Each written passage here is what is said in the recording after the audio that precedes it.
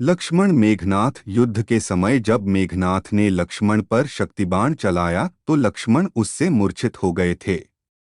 यह घाव इतना भयंकर था कि इसके लिए लंका के वैद्य सुषेण की सहायता ली गई। वैद्य सुषेण ने सुबह सूर्योदय से पहले तक हिमालय पर्वत से अद्भुत संजीवनी बूटी को ही इसका एकमात्र उपाय बताया।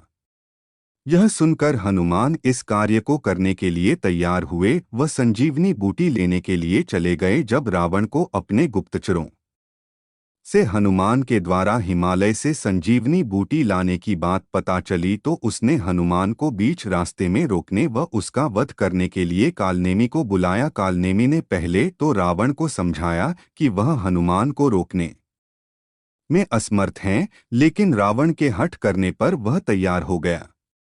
इसके बाद कालनेमी हनुमान के हिमालय जाने के रास्ते में एक पहाड़ी पर गया व अपनी माया से साधु का रूप बना लिया। इसके साथ ही उसने आसपास पवित्र झील, सरोवर, बाग व स्वयं की कुटिया का निर्माण किया। वह साधु के वेश में आसन ग्रहण करके बैठ गया व राम नाम का जाप करने लगा। जब हनुमान जी ने आकाश में से उड़ते हुए एक साधु को राम नाम का जाप करते देखा तो उन्हें उत्सुकता हुई व वे उसे देखने नीचे आए। कालनेमी ने हनुमान को वही थोड़ी देर विश्राम करने को कहा व कहा कि वह अपनी शक्ति से उन्हें कुछ पल में ही हिमालय पर्वत पर पहुंचा देंगे। हनुमान जी विश्राम नहीं करना चाहते थे, लेकिन जब साधु ने उन्हें बताया कि वे उन्हें एक पल में हिमालय पहुंचा देंगे तो वे उनकी बातों में आ गए। इसके बाद कालनेमी ने उन्हें पास की झील में स्नान करने को कहा।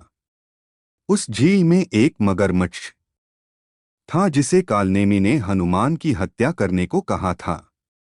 जैसे ही हनुमान उस सरोवर में उतरे व स्नान करने लगे तो मगरमच्छ ने उन पर हमला कर दिया।